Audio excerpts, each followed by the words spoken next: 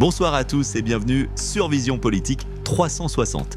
Aujourd'hui, nous revenons sur la dernière sortie de Laurent Gbagbo, une déclaration qui fait grand bruit. Ce n'est pas une élection, c'est un coup d'état civil. Des mots lourds de sens qui relancent le débat politique en Côte d'Ivoire entre stratégie, vérité politique et communication. Que cherche vraiment Gbagbo?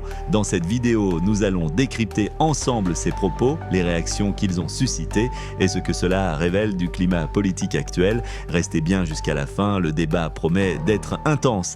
Alassane Ouattara qui viole la Constitution, Alassane Ouattara qui est plus âgé que Laurent Gbagbo, on ne voit pas ces gens en fait en train de se plaindre qu'Alassane Ouattara a un certain âge et qu'il faut qu'il parte. Mais soudainement, Laurent Gbagbo parle, tout le monde dit allez youpi, alléluia, ça y est, la Côte d'Ivoire elle est sauvée. Il a été précis. Non mais la Côte d'Ivoire elle est sauvée parce que Laurent Gbagbo part. Mais j'espère en tout cas que vous aurez le courage de dire aussi à Alassane Ouattara, déjà pour son âge, qu'il n'est plus aussi apte à diriger. Et quand on a cet âge, d'accord, il faut respecter la Constitution.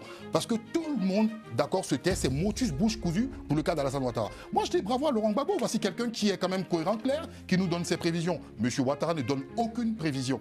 Et je veux venir sur un élément qui est très important, dont on parle aussi. Monsieur Laurent Gbagbo parle évidemment aussi de cette situation, d'accord, sur le plan international et dans la sous-région en évoquant des pistes. Oui. Non, je ne vais pas m'attarder dessus. D'accord. À quel moment le fera-t-il? C'est ce qui est intéressant. Est-ce après les législatives ou avant les législatives? Donc pour moi, Laurent Gbagbo, on a encore Laurent Gbagbo au moins pour 5 ans. Après, on ne sommes pas Dieu pour savoir ce qu'il en est, mais nous verrons par la suite. Bien. Merci. Une interview là où le président dit qu'il compte se mettre en retrait. Pascal nous dit que le parti... Vous savez, comme je le disais tout à l'heure, un adieu, c'est quand on ne revient plus. Mais lorsque le président de notre parti dit qu'en politique, il n'y a pas de retraite, ça veut dire ce que ça veut dire, c'est profond. C'est pour ça que j'ai dit que l'homme qui a parlé est un homme politique. Donc on ne prenne pas la surface des phrases pour expliquer des choses. Il faut aller dans le fond du sujet. On a quand même des journalistes politiques ici. Oui, il y a des journalistes. Pour ne pas comprendre que Laurent Gbagbo parle avec des énigmes. Il y a des journalistes politiques. Mais il y a aussi la politique. Donc ça ne signifie pas la même chose. Il y a ceux qui parlent de la politique et il y a ceux qui font la politique. C'est différent. Donc le président Laurent Gbagbo, je crois qu'il a été clair. Son discours est tellement clair.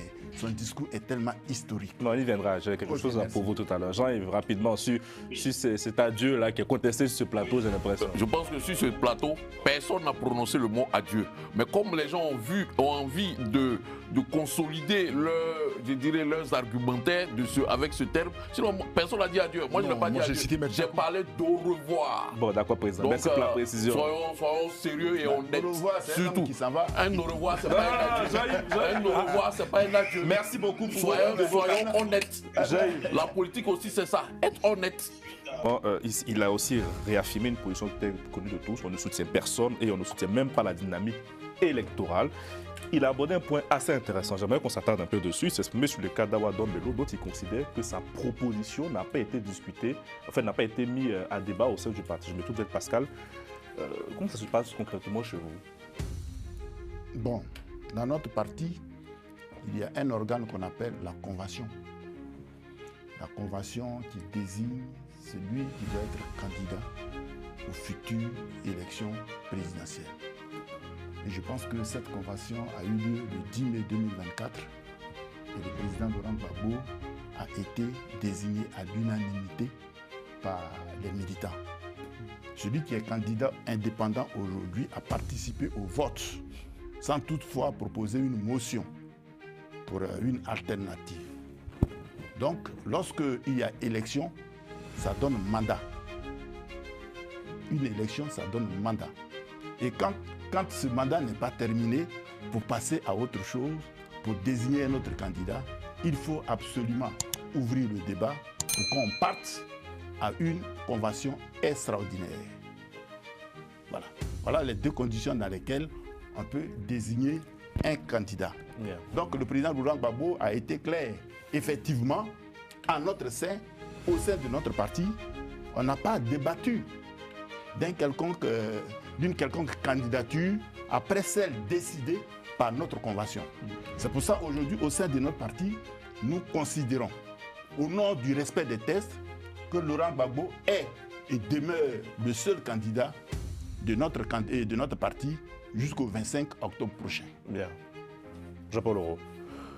Bon, sur cette question,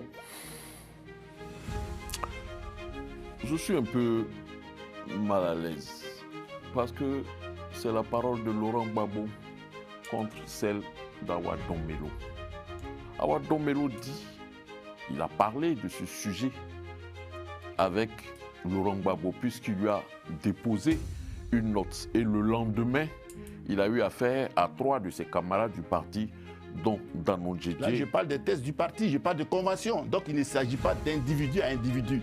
Lorsque le président Laurent Gbagbo dit qu'il n'y a pas eu de débat, ça veut dire que l'entité, c'est-à-dire le parti politique, n'a pas été saisi pour qu'on emprunte la voie de désignation d'un autre candidat. Et j'ai dit que nos tests parlent de convention extraordinaire s'il y a besoin. Ok. Dans le cas échéant. Khalil, C'est ce qui n'a pas je été me fait. permettrai d'ajouter 1 minute sur mon intervention. Donc, je disais tantôt, voici la parole de Laurent Gbagbo contre celle d'Awa Dombello. Awa Dombello dit, quand la situation se présente, il va voir le président Laurent Gbagbo et il remet une note qui sera après, Il va fuiter, effectivement. qui va fuiter, caviarder. C'est pas moi qui l'ai dit sur ce plateau. Celui qui À l'a dit. Norbert, c'est qui est à Norbert. Voilà. Donc il sait que Laurent Gbagbo a remis une note. Et Awa Dombello a remis une note à Laurent Gbagbo. Ou du moins à quelqu'un qui devait le remettre à Laurent Gbagbo. Le lendemain, il revient. Il y ait débat. Pascal, Le lendemain, pour qu'il revienne, qu'il parle, il a en face de lui 3 de ses camarades du parti. Danon Djedje, Thiédé Jean Gervais et Kone Katina. Ils échangent sur sa note qu'il a laissée au président Laurent Gbagbo. Visiblement, ils ne se sont pas entendus. Il lui a été indiqué clairement qu'il ne rencontrerait pas le président Laurent Gbagbo et que sa proposition n'irait pas plus loin qu'au-delà de leur conversation qu'ils ont eue. Point.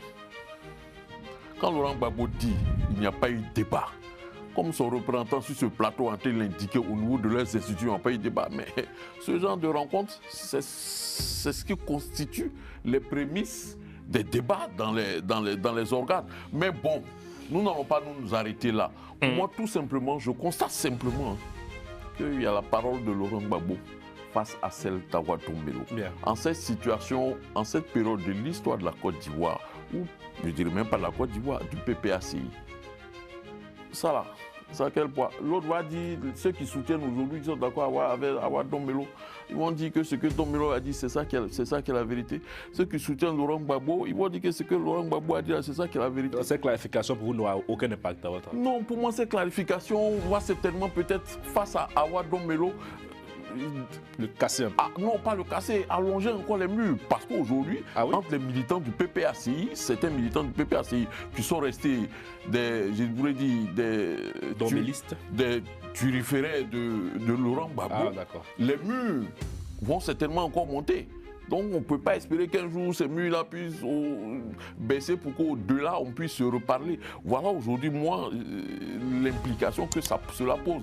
Est-ce qu'aujourd'hui par cette, je dirais, sortie de Laurent Gbagbo, est-ce que Dombello aujourd'hui qui se réclame toujours militant du PPACI, est-ce que Laurent Gbagbo par cette phrase-là n'a pas définitivement excommunié? Je peux me Je permettre n'ai pas le l'expression. souvenir qu'il prononce son nom hein, durant l'interview. Non, non. C'est un moment, il Ah ouais? le dit une fois. Il a dit. Même pour moi, en faisant ça, c'est carrément une autre communication d'Awa Dombello. Alors moi j'aimerais dire quelque chose. En fait, ce qui est intéressant dans cette partie, n'étant pas déjà membre du parti, il faut prendre en fait le calendrier. Il faut prendre en compte le calendrier. C'est un timing qui est très important. Quand cette note fuite, nous sommes quasiment d'accord dans la période préélectorale très proche. Et on est dans un contexte où on veut avoir des tractations pour que le candidat du PDCI puisse participer, le candidat du PPACI puisse participer. Il y a des émissaires qui viennent de partout. Moi, ce qui m'a extrêmement en fait peiné, c'est vrai que Awa Dombello est quelqu'un de très brillant, mais à ce moment-là, d'accord, personne n'assume la paternité en fait de la fuite du document. mais ça porte un coup très sévère d'abord aux partis politiques, au PPACI. Ça, c'est clair. Et pour moi, c'est une bêtise monumentale. Ça, il faut le dire. Il peut être brillant, certes, mais en termes de timing, ça a été mal ficelé, déjà. Et par la suite, nous savons ce qu'il en est aujourd'hui. Bon, dire que on va méprendre ce que le président Laurent Gbagbo dit dans cette interview vis-à-vis de M. Dombello, c'est absolument pas. Parce que les gens qui soutiennent Awa Dombello, ils auraient bien voulu avoir en fait un soutien verbal de la part en fait, d'accord, du président Laurent Gbagbo en ce qui concerne M. Awa Dombello dans cette élection. C'est cela en fait le vrai point. Parce qu'aujourd'hui, en termes du timing, tout est faussé. Qu'est-ce qu'il en sera de l'avenir politique d'Awa Dombello qui dit... Pardon ? Intéressant. Hein. Oui, oui. Et qu'est-ce qu'il en sera de l'avenir d'Awa Dombello qui dit toujours qu'il est du PPACI. Bon, le président a évoqué une... Si, c'est le cas. Non, il est toujours militant du PPACI. Il est juste... le président a parlé d'une sorte Il n'a pas de fonction. Mais il est toujours militant, c'est quand toujours militant. C'est le Congrès qui décidera. Le président parle Il est toujours militant puisqu'il n'a pas encore été radié. Oui, mais c'est militant. Le président parle d'excommunion. Donc, en fait, c'est véritablement... Et il faut prendre le caractère aussi de cette élection. Moi, je reviens sur le terme de braquage électoral et coup d'État. Parce que là, on a l'impression que pour certaines personnes, ce sont des élections... Que tu aimes. Je n'aime pas, c'est un fait. Pour moi... Non, que tu aimes. Non, mais pour moi, c'est un fait. Terminé. Alors, donc, c'est le caractère de ces élections où M. Awa Dombello veut participer, d'accord. Il y a aujourd'hui un paradoxe entre les dires de M. Laurent Gbagbo qui considère que ces élections sont un braquage. M. Awa Dombello ne considère pas ces élections comme un braquage. Pour lui, ce sont des élections normales qu'il faudra remporter par la voie des urnes. Bien, Norbert. Merci d'avoir suivi cette analyse sur Vision Politique 360. Si vous avez aimé, abonnez-vous, laissez un like et partagez pour élargir le débat. Dites-moi en commentaire, pensez-vous que Laurent Gbagbo dit tout haut ce que d'autres pensent tout bas ? On se retrouve très bientôt pour une nouvelle vidéo. À très vite.